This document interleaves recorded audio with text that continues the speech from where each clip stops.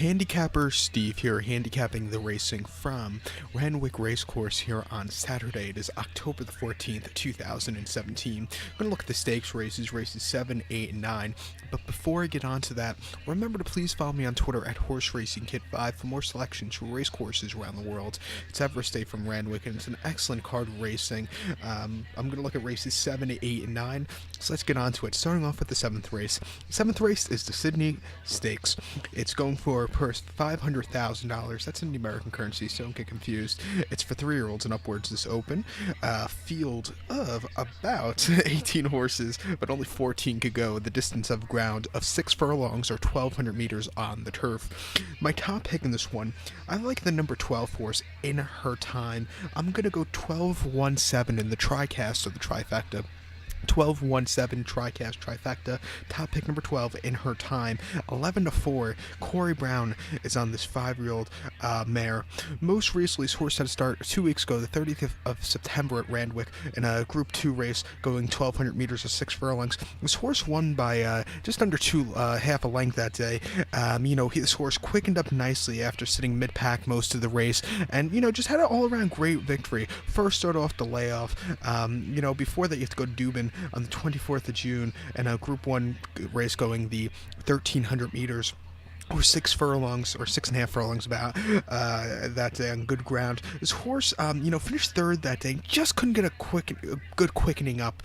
Had a horrible post draw, and also broke horribly that day in a field of 18 horses. So maybe that had something to do with it. It just wasn't her best of runs. And then before that, a Dubin a few weeks earlier in a 1.5 Group 1 race, going the distance of ground of 1,300 meters or about 6.5 furlongs. This horse finished 2nd, closed up well at the end, just missed, but it wasn't a half bad run. I think today, breaking from barrier number 9, hopefully with a clearer trip on a race course this horse has had success on, I think this horse will run a big one. So I'll take this horse here as a top pick. So to recount my bets for race number 7 from Randwick, it is the Sydney Stakes. Going to go with the number 12 horse, In Her Time. I'm going to go 12-1-7 in the tricast or the trifecta. So now let's get on to race number 8 from Randwick, and it's featured on the program. The 8th race is the Tab Everest, going for an estimated purse of $10 million. It's an open race here. Field of 16 horses, but the 13, 14, 15, and 16 are all also eligibles. So only 12 could go. The distance of ground here of 1,200 meters or 6 furlongs on the turf course. And this race is kind of modeled after the race here we have in America called the Pegasus World Cup, which I think is going to be, the Americans, we have the idea of this race, and it's gonna end horribly here in America, the Pegasus race. But it's probably if the other races around the world that are going to be modeled after the Pegasus race, like this one, I think are going to be great successes. But the Pegasus race is not going to be around for a very long anymore, but this race might be around for quite a while. It's an excellent race here. You have some great sprinters running in it. My top pick, I like the number 4 horse, Redkirk Warrior. I'm going to go 4-10-1 in the tricast of the trifecta. 4-10-1 tricast trifecta. Top pick number 4, Redkirk Warrior, breaking from barrier number 3, 15-2 in the odds. 6-year-old gelding here. Regan Bayless is on this one.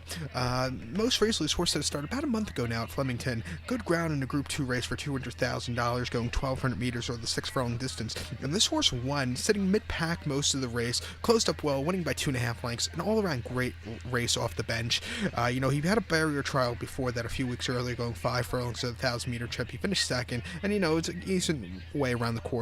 But his last race of last year of the the summer carnival for the Australians, or the spring carnival, whatever they call it, but last April 15th on heavy ground here at Randwick in a Group 1 open race, it's 1,400 meters, 7 furlongs. This horse finished 5th that day.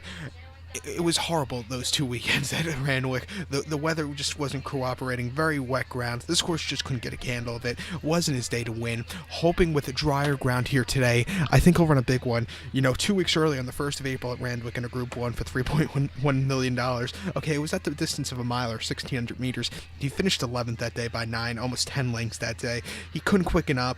I personally just think this horse is going to be a lot better sprinter, sitting a little bit mid-pack. He won't set the pace, but it'll be, just off the the leaders, tracking leaders, as they say in the United Kingdom, and their running lines.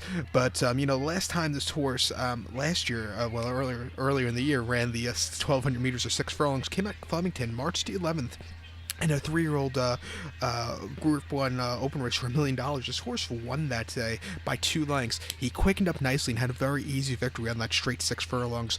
Don't think the course should be a problem with him today. I think he has a strong chance of winning, and he'll be my top pick here today.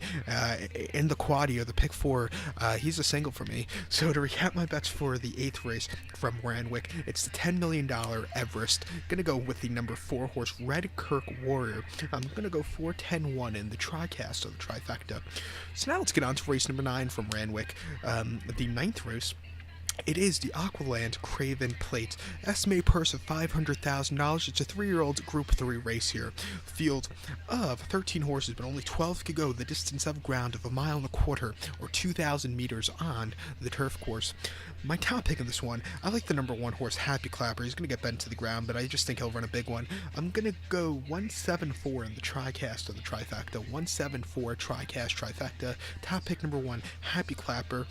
Breaking from barrier number 1. Blake Shin gets the leg up. Most recently, this horse had to start locally at Randwick the 30th of September. Good ground in the Group 1 $1 million race. Pardon me, the form guide I'm using right now is, it's the American form guide, which is it's not up to my standards, but it gives you the right information about the races. So if you have a better form guide, just comment with a link to it. But the race names would be nice to include on the American form guides. But last time out at Randwick in a Group 1 race, 1 mile or 1,600 meters, September 30th, this horse won by half length that day. He just sat off the pace early on. He quickened up nicely and had a very good going away victory at the end. It was his second victory of the campaign, for the spring campaign, I guess. Before that at Randwick, the 16th of September, 1 mile, 1,600 meters in a Group 1 race for $500,000. Horse finished second by 1.5 lengths. He just didn't get the good closing kick. It just wasn't his day to win. And then first started off the bench at Randwick on September the 2nd, 1,400 meters, 7 furlongs. This horse won by just under a length. He quickened up nicely and had a great race, but if you go back to the replay, he definitely needed the race. A lot of those horses in that race were off the layoff and needed the race, but he got up there in time. I think the 2,000 meters this horse is bred for, and I think he'll run a very big one. And also, he likes this course here, so watch out for this horse.